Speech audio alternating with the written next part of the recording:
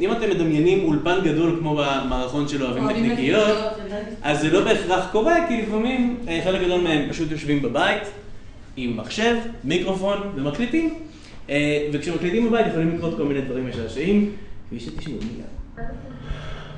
התוכנית הבאה, לקט המומחים של רדיו ללא הפסקה. לפני שאתה אומר אותי, רגע, כן. אני רוצה להגיד לך. כן.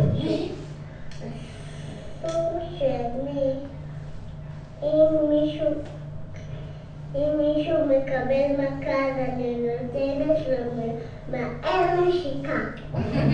נשיקה? טוב, עכשיו שקט. התוכנית הבאה, לקט המומחים של... אני מחכה לך. טוב.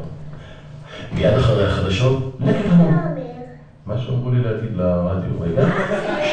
מיד אחרי החדשות, לקט המומחים של... מיד אחרי החדשות, לקט המומחים של רדיו ללא הפסקה.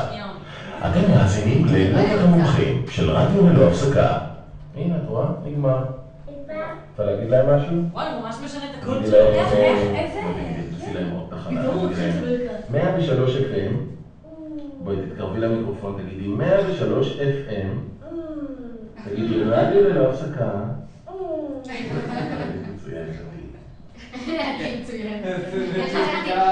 רגע, זה לא נגמר עד שהיא אומרת שזה נגמר. זהו.